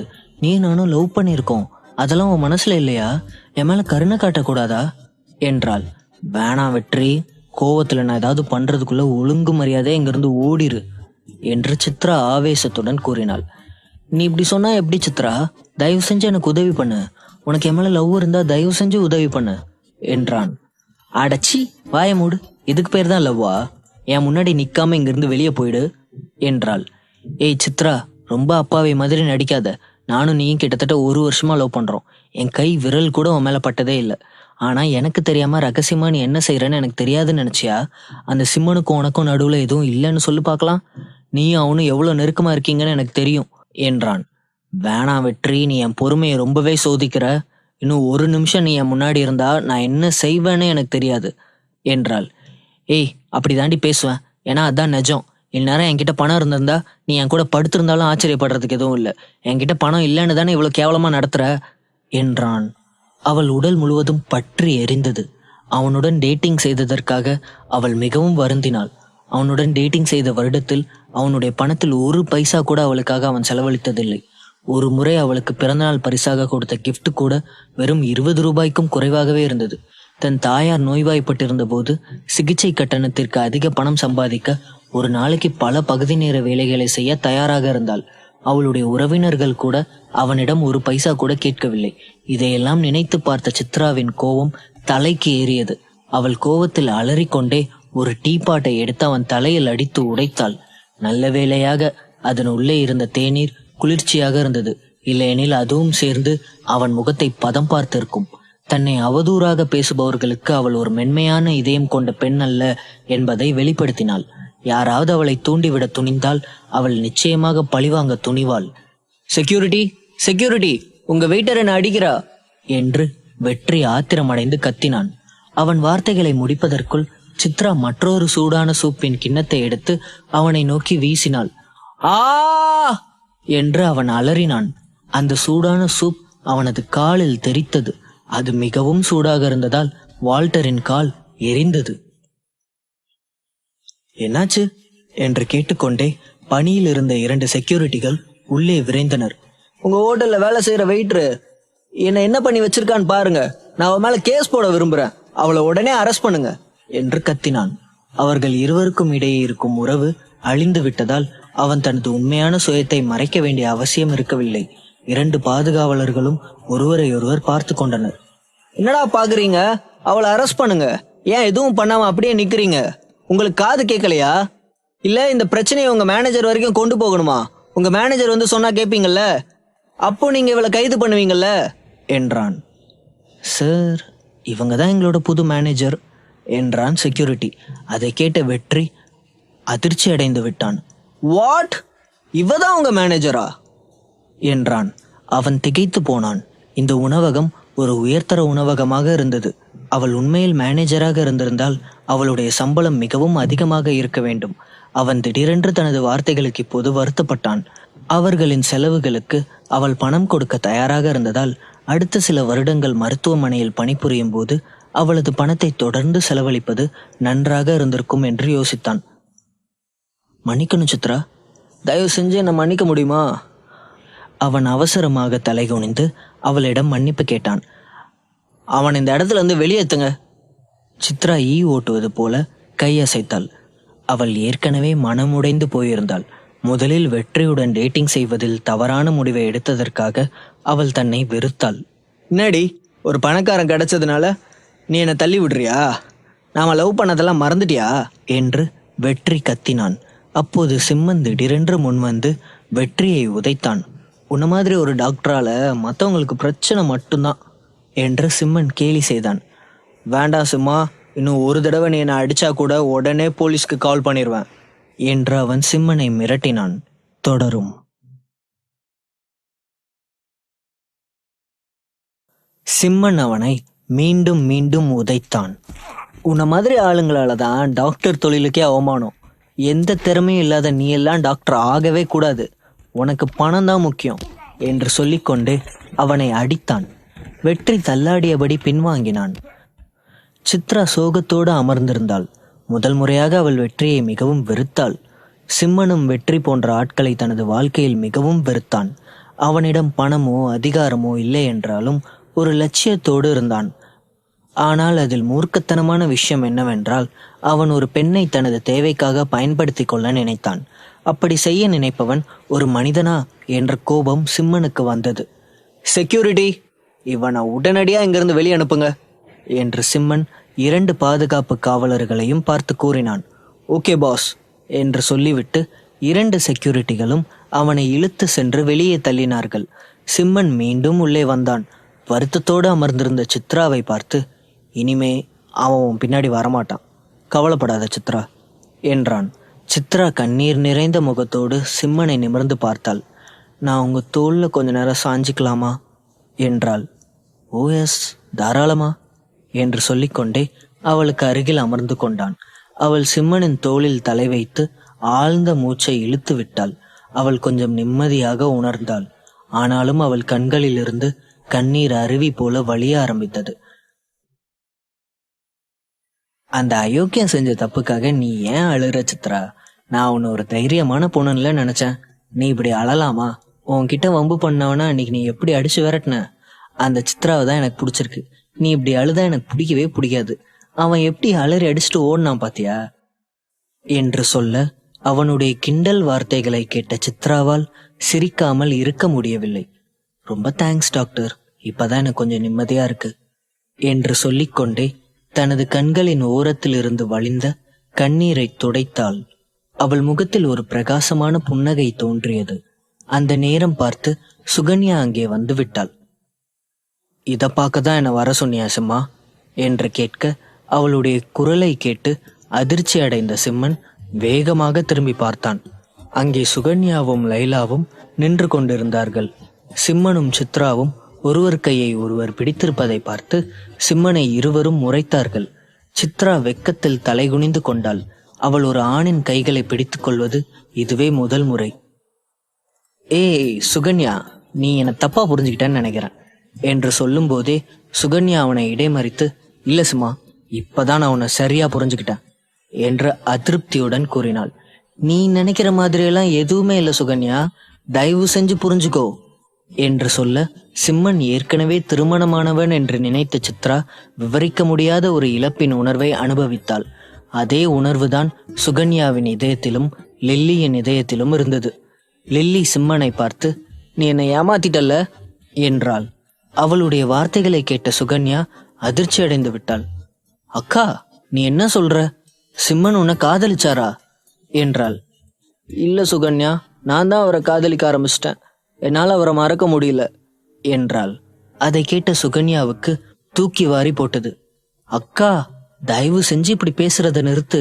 நீ புரிஞ்சுதான் பேசுறியா என்றாள். அப்போது சித்ரா குறுக்கிட்டு, நீங்க 2 பேரும் அனாவசியமா என்னால சண்டை போட்டுக்காதீங்க. அவர் என்னோட முதலாளி, அவ்வளவுதான். என்னோட லவ்வருக்கும் எனக்கும் கொஞ்ச நேரத்துக்கு முன்னாடி தான் பிரேக்கப் ஆயிடுச்சு. நான் வருத்தத்துல இருந்ததுனால அவர் எனக்கு ஆறுதல் சொல்லிட்டு இருந்தாரு என்றாள். சிம்மன் சுகன்யாவிடமும் லில்லியிடமும், தயவு செஞ்சு 2 பேரும் இப்படி வந்து உட்காருங்க, நான் சொல்றத கொஞ்சம் காது கொடுத்து கேளுங்க என்று சொல்லி மூவரையும் ஒன்றாக உட்கார வைத்தான். முதல்ல நான் சொல்றத கொஞ்சம் பொறுமையா கேளுங்க. இந்த பொண்ணு பேரு சித்ரா. இவ தான் இந்த ஹோட்டலோட மேனேஜர். இவளோட லவ்வர் இவளை ஏமாத்திட்டான். சித்ரா, இவங்க தான் சுகன்யா, இது அவளோட அக்கா லில்லி என்று அவன் சுருக்கமாக அவர்களை அறிமுகப்படுத்தினான்.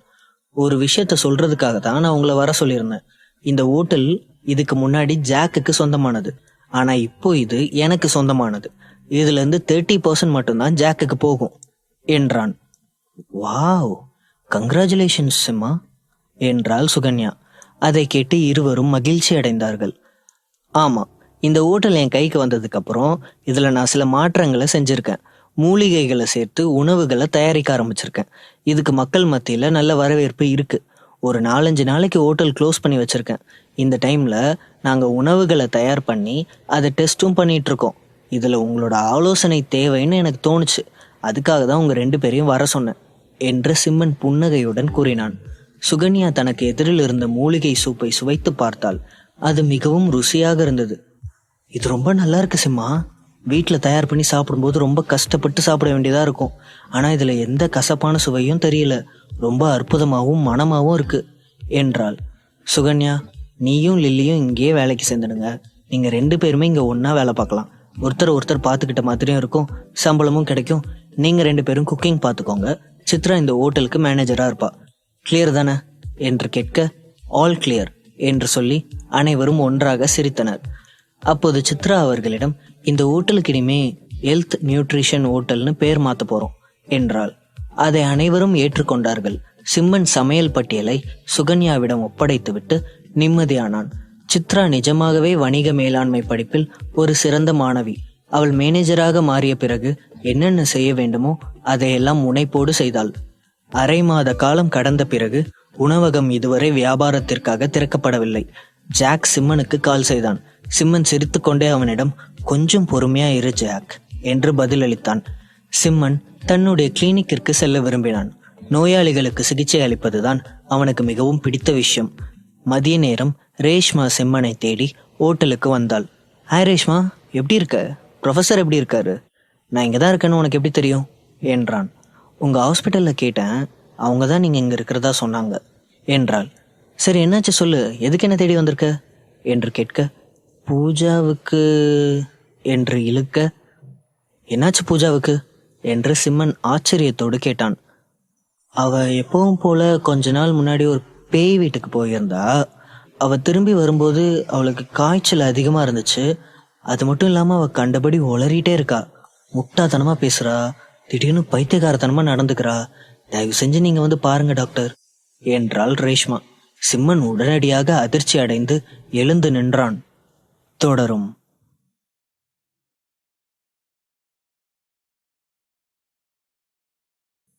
நீ என்ன சொல்ற ரேஷ்மா? அவ்வளவு தூரம் எடுத்து சொல்லி அவ எதுக்காக இன்னும் இதை விடாம செஞ்சுக்கிட்டே இருக்கா? நேத்து என்ன நடந்துச்சு, கொஞ்சம் விளக்கமா சொல்லு என்று கேட்க, ரேஷ்மா, பூஜா ஒரு பேய் பங்களாவுக்கு போயிருந்தா டாக்டர். அந்த பங்களா ரொம்ப பயங்கரமா இருந்துச்சு. அவ கூட போன எல்லாருமே பயந்து நடுங்க ஆரம்பிச்சிட்டாங்களாம். அதனால யாருமே அந்த பங்களாவுக்குள்ள போகல. ஆனா பூஜா மட்டும் தனியா உள்ள போயிருக்கா. அதுல இருந்துதான் இப்படி ஆயிருக்கு என்றாள். என்ன ரேஷ்மா, விளையாடுறியா? நான் தான் உன்கிட்ட ஒரு தாயத்தை கொடுத்து அதை அவ கையில கட்டி விட சொன்னல, நீ அதை அவளுக்கு கொடுக்கலையா என்று சிம்மன் ஆச்சரியத்தோடு கேட்டான். கொடுக்காம இருப்பானா டாக்டர்? நீங்க தான் கொடுத்தீங்கன்னு தெரிஞ்சதும் அவ அந்த தாயத்தை சாக்கடையில தூக்கி போட்டுட்டா. அது மட்டும் இல்ல, உங்களை ஒரு ஏமாத்துக்காரன்னு சொல்லிட்டா என்றாள். ஓ மை காட், அதை நான் தான் கொடுத்தேன்னு நீ எதுக்காக அவகிட்ட சொன்ன? அவளுக்கு எனக்கும் நடுவில் சில மிஸ் அண்டர்ஸ்டாண்டிங் இருக்கு என்று சொல்ல, அது என்ன மிஸ் அண்டர்ஸ்டாண்டிங் டாக்டர் என்ற ஆர்வத்தோடு கேட்டாள். அதை பத்தி நான் இன்னொரு நாள் சொல்றேன் ரேஷ்மா, இப்போதைக்கு பூஜாவுக்கு என்னாச்சு பார்க்கலாம் வா என்று சொல்லி ரேஷ்மாவை அழைத்து கொண்டு காரில் புறப்பட்டான். பூஜா இப்ப எங்க இருக்கிறா? அவளோட அப்பா அம்மா எங்க இருக்காங்க என்றான் சிம்மன். பூஜா இப்போ தனியா தான் இருக்கா டாக்டர். அவ ஒரு லேடிஸ் ஹாஸ்டல்ல தங்கியிருக்கா. அவங்க அப்பாவும் அம்மாவும் ஒரு பிஸ்னஸ் ட்ரிப்புக்காக வெளிநாட்டுக்கு போயிருக்காங்க என்றாள். அவங்க அப்பா அவ்வளோ பெரிய பிஸ்னஸ் மேனா இருந்தா அவ எதுக்காக லேடிஸ் ஹாஸ்டல்ல தங்கணும் என்றான் சிம்மன். அது எனக்கு தெரியாது டாக்டர். அவ ஒரு பிஸ்னஸ் மேனோட பொண்ணுன்னு என்னை தவிர யாருக்கும் தெரியாது என்றாள் ரேஷ்மா. பூஜா அறிவியல் மற்றும் தொழில்நுட்ப பல்கலைக்கழகத்தில் தொல்லியல் படித்து கொண்டிருந்தாள். அவள் ஒரு இளநிலை மாணவி. அந்த பல்கலைக்கழகம் ஒன் ஆஃப் த பெஸ்ட் பல்கலைக்கழகமாக இருந்தது. ரேஷ்மா சிம்மனை நேரடியாக பூஜாவின் ஹாஸ்டலுக்கு அழைத்து சென்றாள். அவள் ஒரு பெண்கள் விடுதியில் தங்கி இருந்தாள். அந்த விடுதி மிகவும் கண்டிப்பானதாக இருந்தது. அந்த விடுதிக்குள் ஆண்கள் நுழைவதை தடை செய்திருந்தார்கள். தங்கும் விடுதியின் பொறுப்பாளராக இருந்த பெண்ணை ரேஷ்மா எவ்வளவோ சமாதானப்படுத்த முயற்சித்தாள். ஆனால் சிம்மன் அந்த விடுதிக்குள் செல்ல அவள் அனுமதிக்கவே இல்லை. அரை மணி நேரம் கழித்து சிம்மன் ரேஷ்மாவின் காதில் கிசு கிசுத்தான். ரேஷ்மா, நீ முதல்ல மேலே போ, செகண்ட் ஃப்ளோர்ல எனக்காக வெயிட் பண்ணு, நான் கொஞ்ச நேரத்துல எப்படியாவது வந்துடுறேன் என்று சொல்ல, உங்களால எப்படி வர முடியும்? அவங்க ரொம்ப ஸ்ட்ரிக்ட், ஏதாவது கொடுத்தா கூட வாங்கிக்க மாட்டாங்க என்றாள். பரவாயில்ல ரேஷ்மா, அவங்க தன்னோட வேலையை தானே செய்கிறாங்க என்று சொல்லிக்கொண்டே அந்த பெண்ணை பார்த்து சிரித்தான். சரி சரி, நான் முதல்ல மேலே போகிறேன் என்று தலையசைத்த ரேஷ்மா அந்த பொண்ணை பார்த்து கொண்டே படிக்கட்டில் ஏறினாள். நான் இந்த விடுதியை 10 வருஷத்துக்கு மேலே கவனிச்சிட்டு வரேன். இங்கே சில விதிமுறைகள் இருக்குது, அதை நான் யாருக்காகவும் மாற்றிக்க மாட்டேன் என்று சொல்லிக்கொண்டே சிம்மனை திரும்பி பார்த்தாள். பெண்கள் ஹாஸ்டலுக்கு உங்களை மாதிரி ஒரு பொறுப்பான ஆள் தான் தேவை என்று சிம்மன் புன்னகையுடன் கூறினான். அதன் பிறகு அவன் ஹாஸ்டல் கட்டிடத்தை நோக்கி நடந்தான். தரையில் நின்றபடி ஒரு முறை குதிக்க மறுகணமே அவன் 2வது மாடியில் இருந்தான். அப்போதுதான் ரேஷ்மா படிக்கட்டுகளின் வழியாக 2வது மாடியை அடைந்தாள். அங்கே சிம்மனை பார்த்த ரேஷ்மா அதிர்ச்சி அடைந்து விட்டாள். அவள் ஆச்சரியத்துடன், எப்படி வந்தீங்க என்றாள். வேற எப்படி வர முடியும், அந்த அம்மாவுக்கு தெரியாம பைப்பை பிடிச்சி ஏறிதான் மேலே வந்தேன், யார்கிட்டையும் சொல்லிடாத என்ன என்றான். அதை கேட்ட ரேஷ்மா சிரித்தாள். யாராவது பார்த்துடுவாங்கன்னு உங்களுக்கு பயமா இல்லையா என்று கேட்டாள். அதெல்லாம் எதுக்கு இப்போதைக்கு பூஜாவை போய் பார்க்கலாம். அவ எந்த மாடியில இருக்கா என்று கேட்க, அவ 6வது மாடியில இருக்கா என்றாள் ரேஷ்மா. ரேஷ்மாவை நான் ஹாஸ்பிட்டல் கூப்பிட்டேன், ஆனா அவ வர முடியாதுன்னு சொல்லிட்டா என்று சொல்லிக்கொண்டே நடந்து கொண்டிருக்க ஒரு வழியாக பூஜாவின் அறையை அடைந்து விட்டார்கள். கதவை தள்ளிய போது யாரோ ஒரு பெண், ரேஷ்மா நீ மறுபடியும் வந்துட்டியா, எனக்கு ஏதாவது சாப்பாடு எடுத்துட்டு வந்தியா என்றாள். கதவை திறந்த மறுகணமே கவர்ச்சியான உடை அணிந்த ஒரு பெண் பளபளப்பான தோளுடன் அவர்களுக்கு எதிரில் வந்து நின்றாள். அவளுடைய பார்வை சிம்மன் மீது பதிந்தது. மறுகணமே படுக்கை அறை வாசலிலிருந்து பலத்த அலறல் சத்தம் கேட்டது.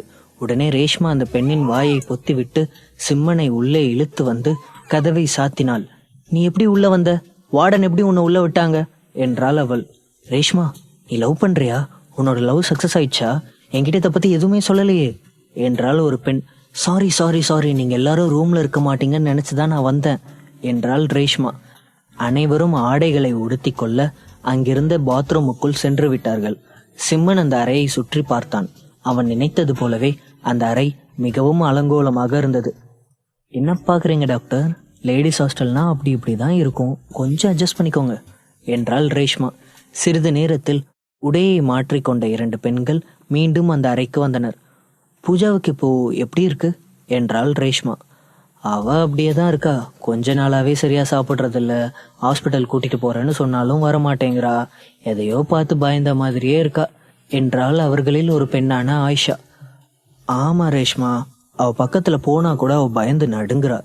இது தொடர்ந்தா சீக்கிரமாவே அவளுக்கு பைத்தியம் பிடிச்சிரும், அவளை எப்படியாவது சரி பண்ணி ஆகணும் என்றால் மற்றொரு பெண்ணான SD. டாக்டர், நீங்க பூஜாவை பார்த்து அவளுக்கு என்ன பிரச்சனைன்னு சொல்றீங்களா என்று ரேஷ்மா சிம்மனை பார்த்து கேட்க, அதை கேட்ட 2 பெண்களும் ஆச்சரியத்தோடு, இவர் ஒரு டாக்டரா என்று கேட்டார்கள். ஆமா, இவர் ஒரு பாப்புலரான டாக்டர் தான், கவலைப்படாத, இந்த விஷயத்தை கண்டிப்பா இவர் சரி பண்ணிடுவாரு என்றாள். ரேஷ்மா சிம்மனை பூஜாவின் படுக்கை அறைக்குள் அழைத்து சென்றாள். அவன் முதலில் அவளது நாடி துடிப்பை சரிபார்த்தான். அவளுக்கு காய்ச்சல் அடித்து கொண்டிருந்தது. 3 பெண்களும் அதிர்ச்சி அடைந்து விட்டார்கள். பூஜாவோட பிரச்சனைய எப்படி சொல்லி புரிய வைக்கிறதுன்னு தான் புரியல என்றான் சிம்மன். அப்போது சிம்மன் அந்த அறையின் மூலையில் இருந்த அவுஜா போர்டை பார்த்தான். நீங்க எல்லாரும் இந்த விளையாட்டை விளையாடுவீங்களா என்று கேட்க, ஆமா, நாங்க இதை விளையாடணும்னு ஆசைப்பட்டோம், பட் இது வரைக்கும் விளையாடல என்றாள் ஆயிஷா. டாக்டர், உங்களுக்கு பேய்ங்க மேல நம்பிக்கை இல்லையா என்று கேட்க, நிறையவே நம்பிக்கை இருக்கு, ஆனா இது மாதிரியான பயங்கரமான விளையாட்டுகளை நாம வீட்டுல வச்சு விளையாடக்கூடாது, அது நமக்கே ஆபத்தா கூட முடிஞ்சிடலாம். பூஜாவுக்கு வந்த பிரச்சனை உங்க யாருக்கு வேணாலும் வரலாம் என்றான். மற்ற இருவரும் உற்சாகமாக எங்களை மன்னிச்சிடுங்க என்றனர். பூஜாவின் உடலிலிருந்து ஒரு கருப்பு ஒளி வெளிப்பட்டு கொண்டே இருந்தது. ஆனால் அதை மற்ற மூவராலும் பார்க்க முடியவில்லை. மூவரும் ஒரே நேரத்தில் நடுங்கினார்கள். சிம்மனின் கண்களில் ஒரு தங்க நிற ஒளி பிரகாசித்தது. சிறிது நேரம் கழித்து அவள் உடலில் இருந்து வெளிப்பட்ட கருப்பு ஒளி ஒரு மண்டை ஓடாக உருமாறி அவனுக்கு எதிரில் வந்து, யார் நீ என்ற ஒரு பயமுறுத்தும் குரலில் கேட்டது. அந்த மூவராலும் அந்த உருவத்தை பார்க்க முடியாவிட்டாலும் திடீரென காற்றின் வெப்பநிலை மாறியதும் சிம்மன் காற்றை வினோதமாக பார்த்ததும் அவர்கள் மிகவும் பயந்து நடுங்க ஆரம்பித்து விட்டார்கள். அவர்களுடைய பயம் மேலும் அதிகரித்தது. மூவரும் சிம்மனிடம் இருந்து விலகி ஒருவரை ஒருவர் இறுக்கமாக பிடித்து கொண்டனர்.